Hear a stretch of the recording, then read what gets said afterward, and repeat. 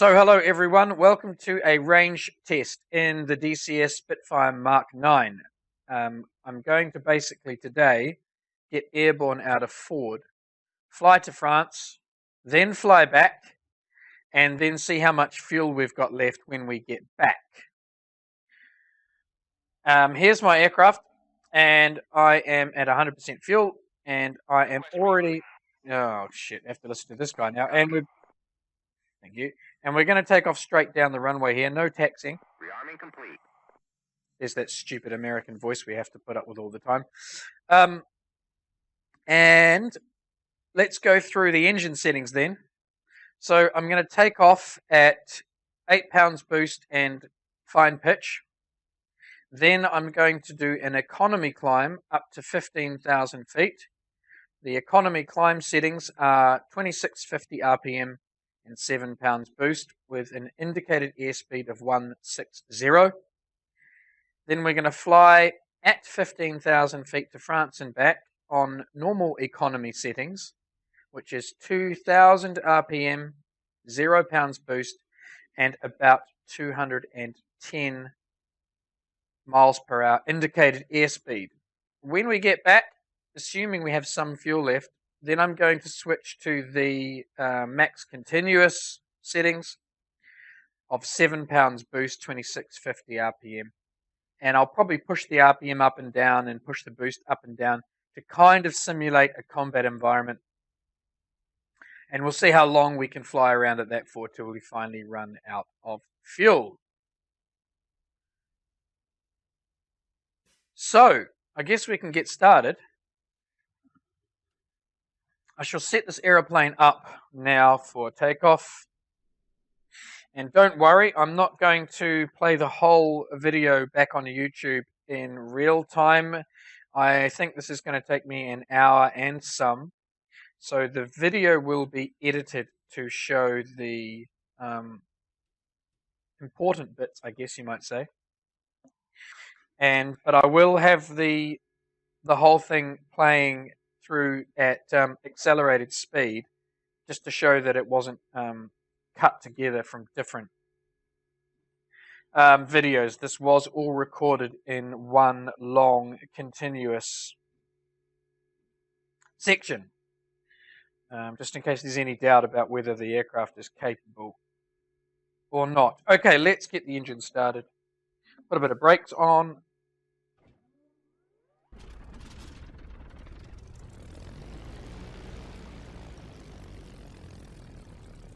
I'm going to wait just until we get 40 degrees over here on the radiator, and I probably should wait till we get 60 on the oil before takeoff.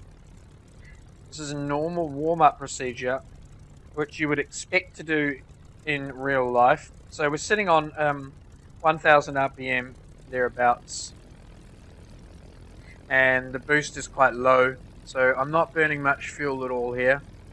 Now I'm going to turn that fuel pump off,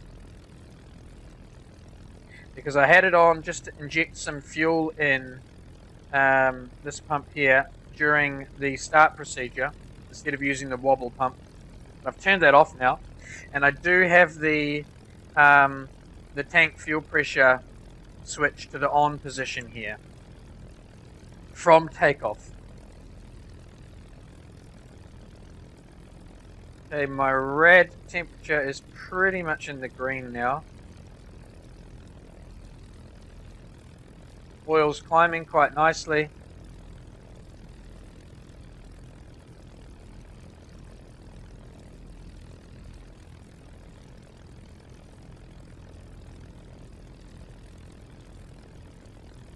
I will just throw in a fraction of cockpit lighting, although it's quite nice at the moment. In the early morning, you'll see that you can actually see the cockpit instruments really well in early morning lighting. As the sun gets higher in the sky, it tends to cast greater shadows, and parts of the dash become quite hard to see.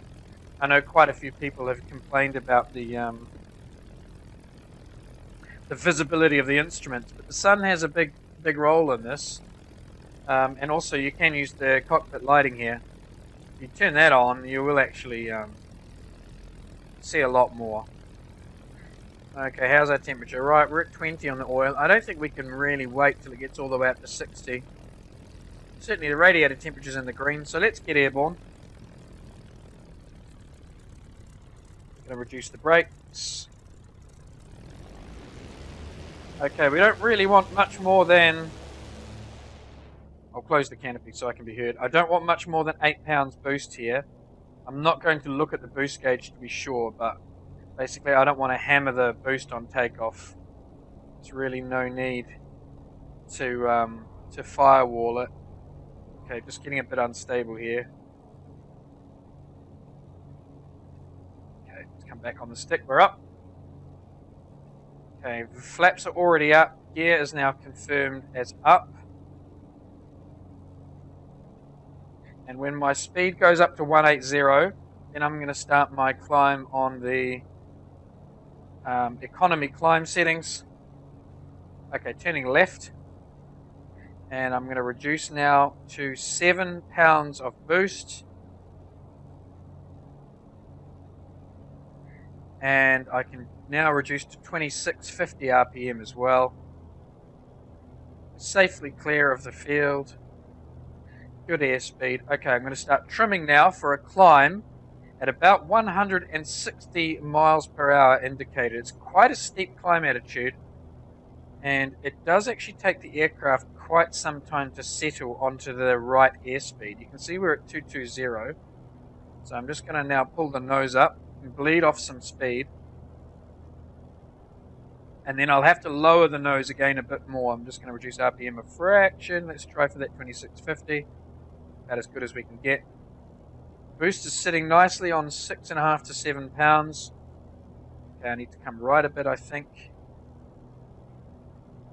Now you can see it's hard to see the instruments. We've got the sun and the shadows. So I'm going to turn the lights up. There we go. Now we can see them 190 airspeed, so we need to bleed off some more airspeed, raise the nose. Really can come to the right a bit more, it seems, as well. I'm going to try and get my heading pretty much bang on, because the more we weave around en route, the more distance we'll be taking up, and therefore the more fuel we'll be burning. So we need to get our heading pretty much bang on from the outset. 180, we can afford to bleed off a bit more speed, but I don't want to raise the nose too much because we'll end up dropping below 160 quite quickly. Okay, just going to reposition my track IR. Set the aircraft, that's 180, right, trim a little bit more up, come left a fraction, okay, we're down to 175, now the speed's really dropping off, just one tiny touch on the trim there, it's really giving me, okay, that's good enough. So now I'm going to fast forward this whilst we climb up to Angels 1.5, and we will be back with my horrible voice in a few minutes.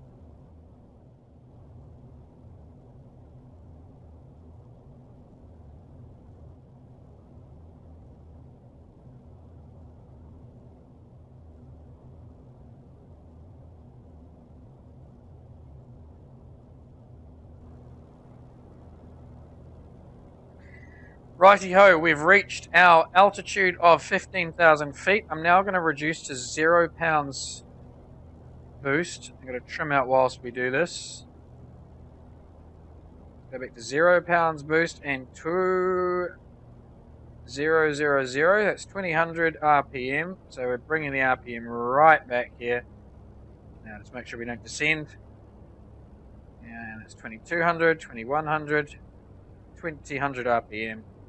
0 pounds boost. Okay, now we can basically fly level-ish at around 15,000 feet. The key here is really just to not go into the 17 where the supercharger will kick in.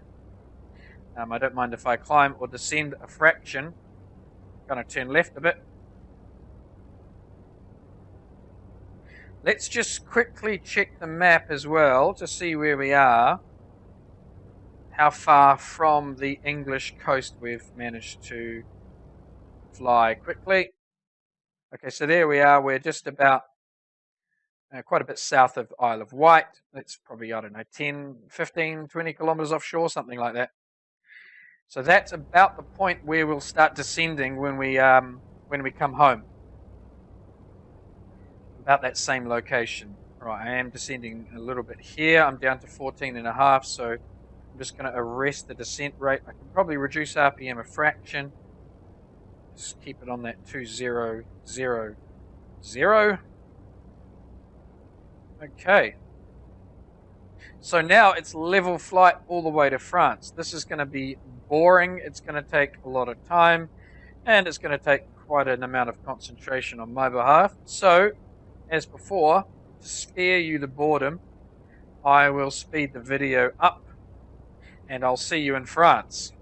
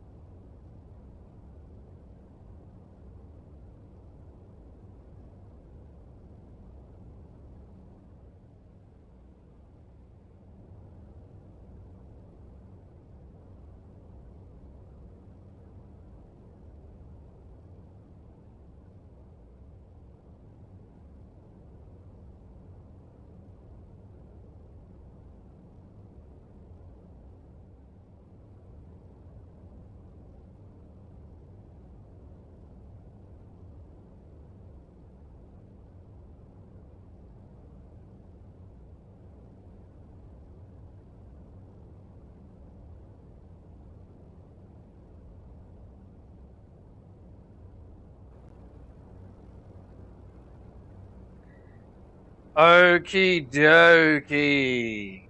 We're arriving over the French coast in a few minutes. Let's just have a look at where we are on the map. Yeah, you can see we're just approaching Les Moulins and Lons-sur-Mer. And we're about a minute out, I think. I'm just going to go around this cloud, I think. That'll be my turning point. We'll turn around this cloud. And we are still sitting on 2000 RPM. We're still on 0 boost. Sitting at 15,200 feet. And I'll just quickly have a look to make sure we're not on the reserve fuel tank. Nope, good. We still have at least our reserve fuel, which is 37 gallons. That's of an 85-gallon tank. So we still have at least more than a third of the tank. A third to 2/5 of the tank. Which is good news. Okay, now we're officially over the French coast. We'll just confirm that by looking here. Yep, we can turn around now. So let's make a turn. We'll go left. It looks like I'm not going around that cloud after all, but we can now head back towards Blighty. Maintaining the same engine settings as we go around here. Put those lights back on. As you can see, the dash became very dark then. Became very difficult to see the instruments, so we just throw the dashboard lights on again.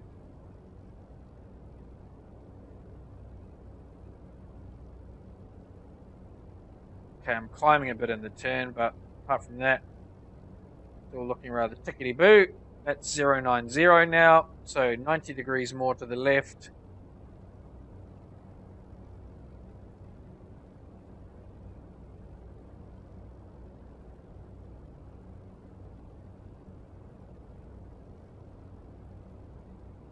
There we are on 030, just about.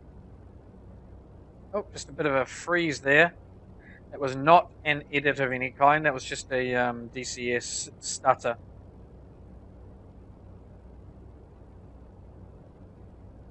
Right, we're lining up on 0.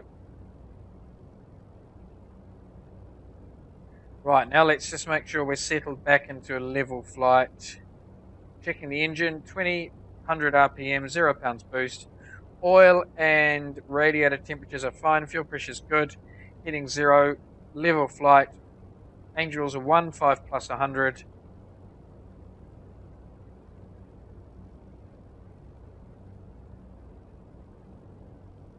Oxygen supply is fine.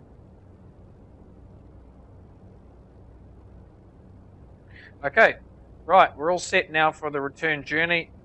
So, as per the way here, I'm now going to accelerate the video and we'll see you just before we start the descent.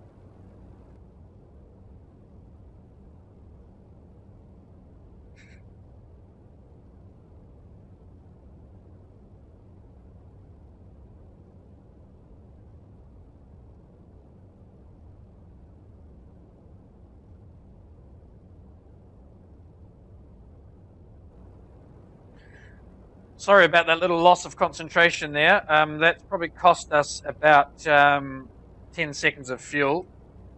Just that little course adjustment. I just looked away for a second because something came up. And obviously I was not flying the aircraft. Just readjusting it now to make sure we're still okay.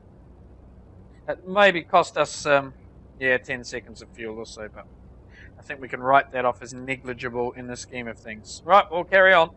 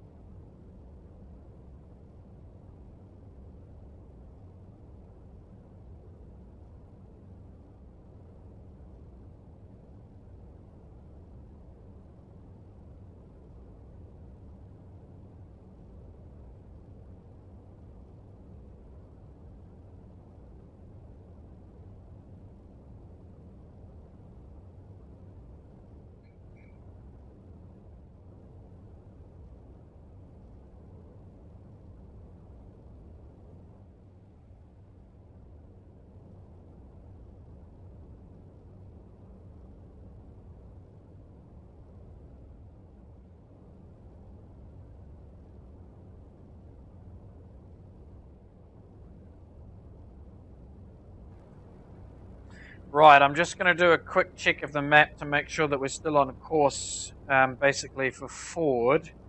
Just check our map here. We should be pretty good. Yeah, you can see we're about nearly midway across and we're bang on target. So that's good. Paste to confirm that. What we might do as well is just do a quick check of the fuel.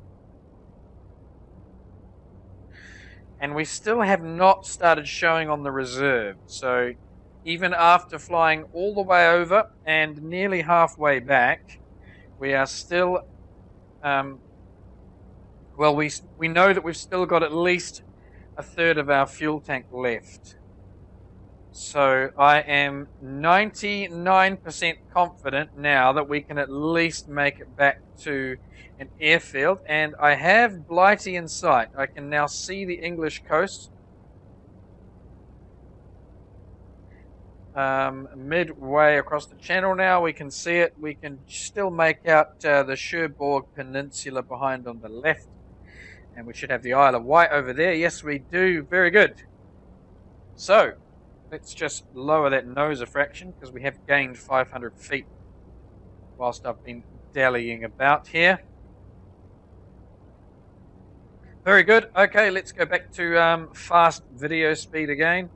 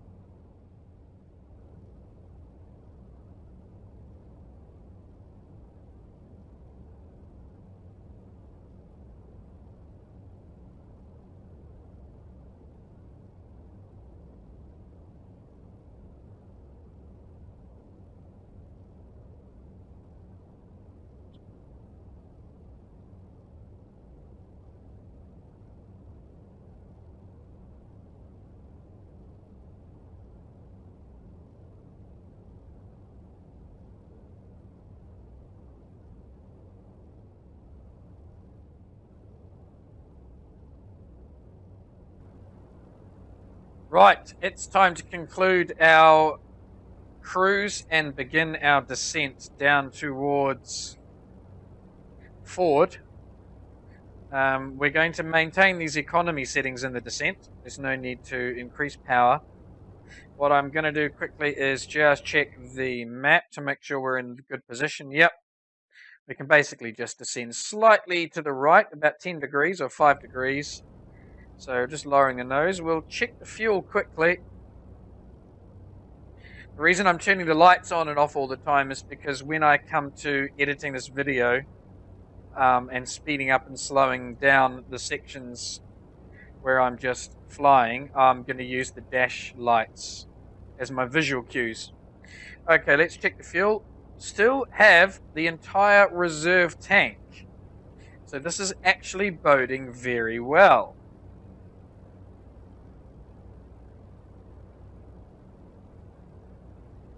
I'm on descent now towards Ford. We're descending at 1,000 and a bit feet per minute.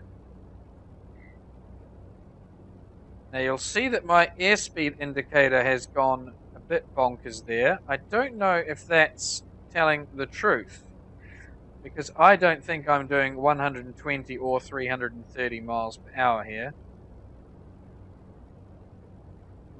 I suspect that my pitot heat has failed,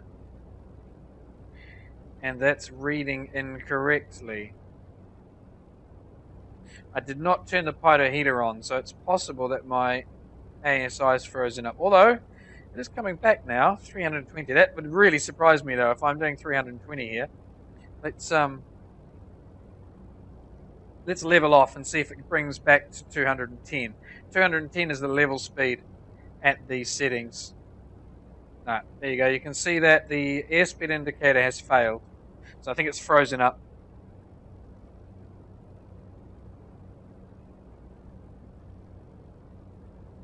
So we're going to be doing a landing later on without the airspeed indicator. I may actually not land at all. I may just burn this thing out of fuel in the sky. When we get to, say, 3 gallons, we'll assume that I need 3 gallons to make a landing. Probably what we'll do. Right, that looks like Tangmere over there. The famous cross runway pattern at Tangmere. Although I think Tangmere maybe has a 3rd runway. Does it? Hard to tell. I think in real life it did. I can't remember. I do know that Douglas Bader had a rather heated debate with some civil servants about getting the runway painted. It was pale concrete, and the Germans were using it as a navigation marker during the evenings. I think this is 1941. And Bader wanted it painted green, but he had awful trouble with civilians who wouldn't work fast enough or were demanding different working conditions or something. And being a military man, he got all upset about this. It's quite a humorous story. Ford is down there, just underneath the engine cowling on the left. You can just see the runways coming into view. We are now at 12,000 feet, still descending. I still have no airspeed indicator. That's failed.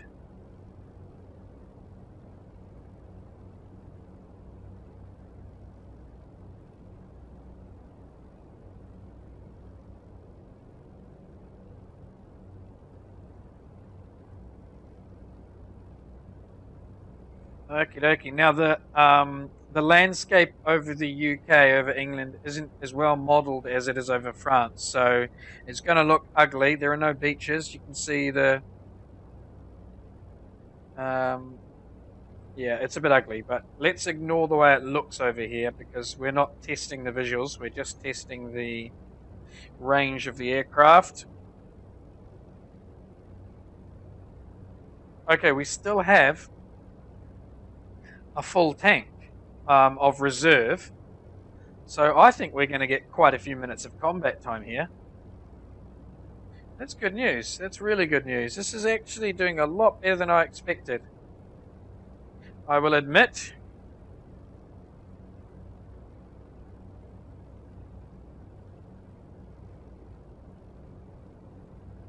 Okay, so now we're over the field.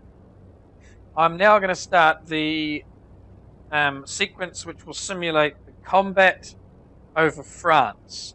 So let's say we'll start the clock. I'm reading 9:15, 09:15 in 30 seconds. So I'm going to start now.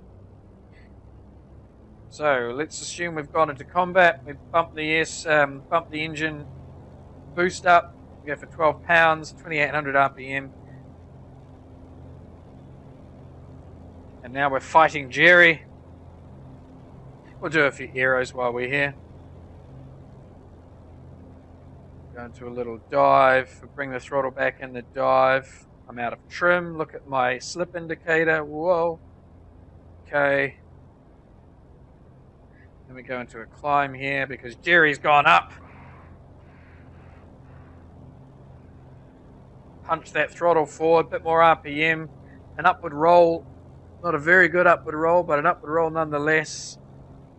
And we're back on the stick. Airspeed's getting low, so we're back on the throttle as well. And we sort of roll up over the top in a slightly stalled manner. And we're chasing Jerry down.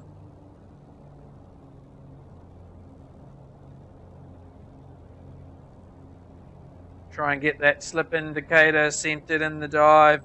A bit less RPM here.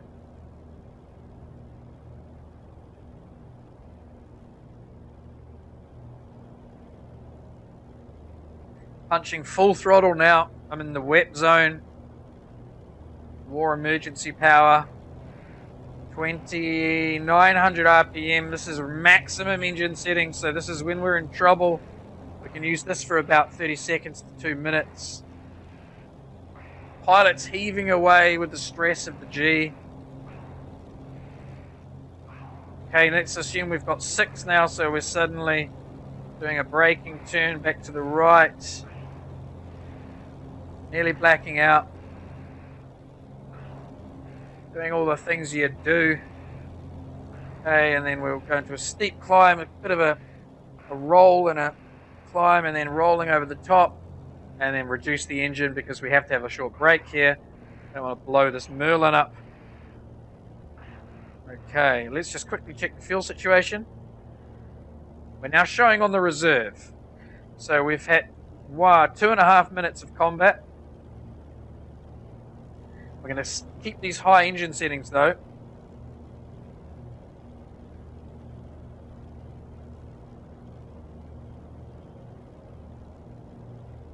Now we're just in some sort of tightish turn, nothing too dramatic, but the engine's still really hammering away. Look at that, see, we're up at 12 pounds, 2600 RPM. Let's go for more RPM. Engine temperature, we're okay on the temp, so we can afford to run this engine a bit hotter, which is what I'm going to do. So I know when we're in combat, we do tend to run these engines very hard for as long as we can. Well up over 18 pounds boost now. A max boost, I can't push the throttle forward any further. 2900 RPM, we'll go 2850. Let's check that fuel. Less than 30 gallons.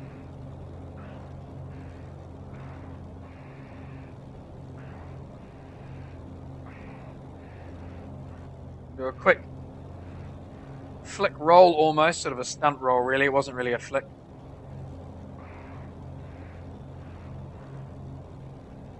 Oh, my airspeed indicator appears to have returned. It's responding now, so we've gone below the icing. The ice must have melted off the pitot, or the indicator. Sorry, the intake, the pressure intake. So we've got airspeed indicator now, which is good. Which means I can judge when I need to pull the throttle back. How's the temperatures? Temperatures look fine. Airspeed back to 140 there. You'll see we just have awful trouble staying airborne. Here's a thing to look at. Look at all these trees on this airfield. It's a disgrace. Eagle Dynamics. Get rid of those trees. Seriously. It's going to make landing here awfully difficult, actually. Pilot's heaving away still. Nearly blacking out, and we'll just relax the turn. I don't want to get too low and crash here and destroy this whole flight. Okay, let's try a bit of a stall turn. No, it failed. Pulled the throttle back too hard.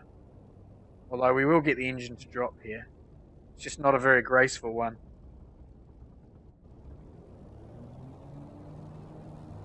You can hear the RPM going past 3,000 there because I shoved the throttle forward too fast.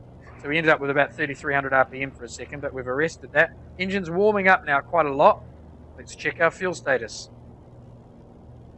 20. We've been fighting now for 5 minutes.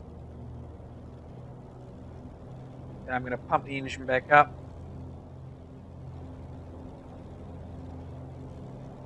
Just drop that left wing, roll it around. I'm using the rudder here as well, just to do a bit of rudder assisted rolling.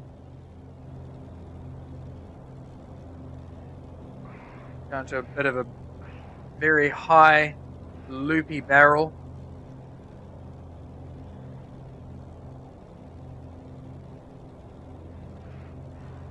Okay, let's get level again. Still on high engine settings. We're up above 17, 18.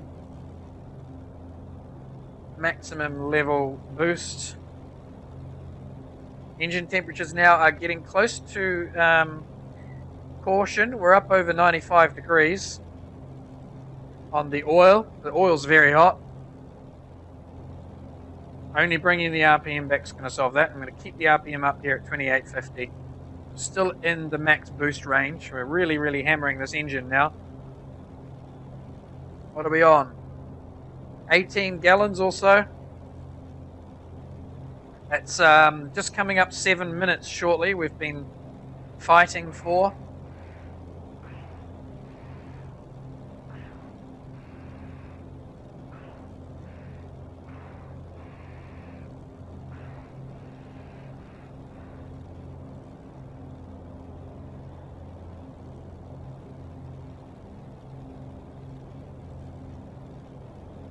Temperatures are still okay. I'll keep this going. 7 minutes. See, that's 7 minutes there. A roll around the sun.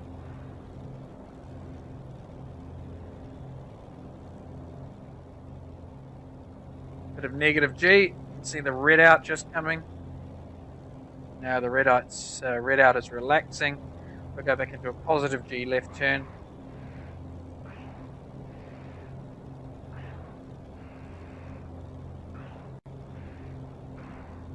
Right, let's kick some rudder in here as we go around. We'll go for a close to a max rate turn. Airspeed's coming back now. When we hit 180, this turn will become very sloppy all of a sudden, or when we hit 200. And there's 180. Now the turn will just become very sloppy. So I'm going to stop the turn, check the fuel. 10 gallons. And that's 8 minutes.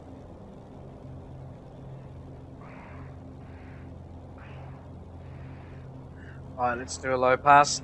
Engine temperatures are now too hot. So I have to bring the RPM back now to save the engine. If I was in combat, I'd be doing the same. I may not bring it back quite this much, but certainly I need airspeed and I need low RPM.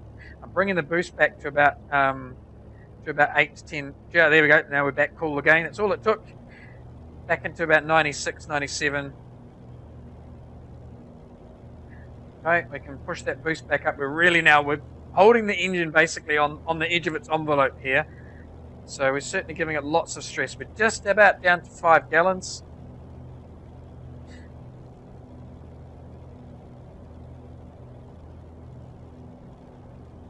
That's 9 minutes of combat. So that's plenty. We'll see if we can get to 10 minutes before we hit the 3 gallon mark. I think we can hit 10 minutes. Pushing the boost back up, got to watch those temperatures. Trying to maintain a little bit of airspeed here.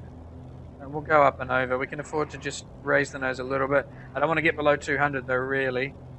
Need the airspeed over the radiator. There we go. Let's just keep the airspeed up. Still trimmed, pulling back through. 97 degrees on the oil. 28.50, and we'll go back up to 16 pounds. Just hitting 5 gallons now. Maybe 4.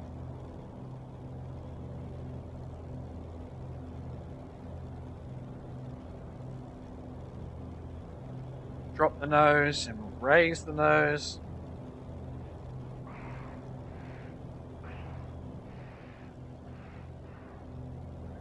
Airspeed's coming back. Let's keep it fast, keep it fast. Okay, a bit too slow there, but back in above 200 in no time. Check the fuel. 4 gallons. Okay, we'll call it quits there. So that's actually, that was a full 10 minutes of combat time. So we can fly to France, we can fly back at 15,000 feet, and we can do 10 minutes of combat. So that concludes the range test. I hope that was enjoyable. I'll be posting some conclusions very shortly at the end of this video.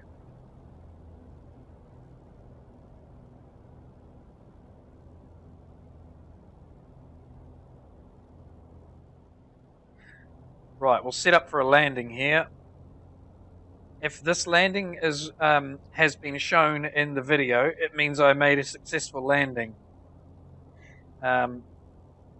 If the video had been cut short before this, then it means I botched the landing. But of course then no one would know apart from me, because this section won't have been uploaded. Cheeky bugger. So I'm only uploading this if it works. Let's just quickly check our fuel. I don't want to run out on finals.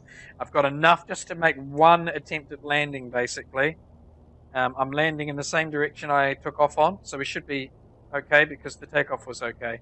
Very limited wind. I think actually wind is set to 0. So there's no concern here about wind. And the reason the wind is set to 0 is because I didn't want the wind to influence the range test at all.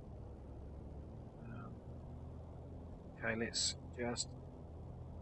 Might as well turn the lights on just for shits and giggles. Bring the flaps down in a moment. I'm going to raise the nose in anticipation of the flaps coming down. And then the nose dropping should put me onto the threshold. This is the curved approach. Gear indicator is down, flap indicator is down. Flap indicators on the wings are up, so we know everything is working. Okay, I'm going to apply just a fraction of brake before we land, and then we'll modulate the brakes once we get in. Okay, we're on full fine. We're only showing 2500, that's because the boost is so low. I'm going to be fast here. There's a bloody house on the threshold. Look at this, look at these objects right next to the threshold. Oh, Eagle Dynamics, seriously. What were you thinking? Who puts a house and tents next to the runway threshold? And there's trees either side. Okay, we're really fast here, but we've got plenty of runway, so we can fly it down. Just put a little bit of throttle on. Right, now we can afford to pull the throttle off.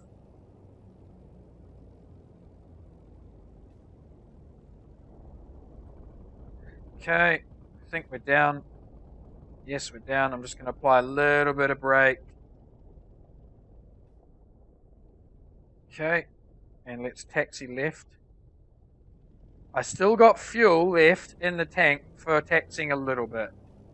So I can afford to taxi off the runway.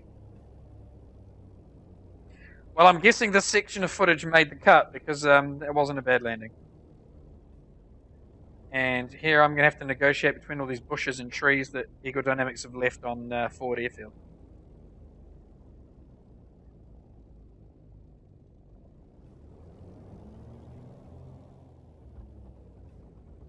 Okie dokie. Is that tree floating in midair? No, it's got a branch section.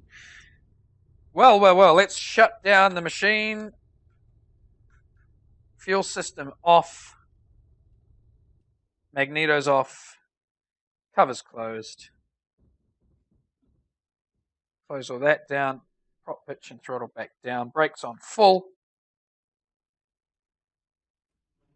Let's hop out and summarize.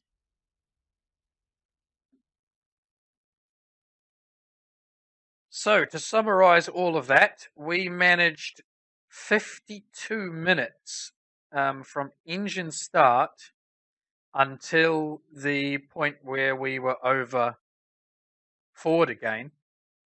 So that basically means you can fly for 52 minutes on economical settings, which is pretty bang on, I would have to say. Although reading from Fenra, his argument on the forums is that at 2650 RPM and 7 pounds boost, you should be getting 80 gallons an hour, which would give you just over an hour at max continuous. Now, we didn't actually test that because we were testing at the economy settings of 2000 RPM and 0 boost, and we got 52 minutes, but we didn't even hit the reserve tank.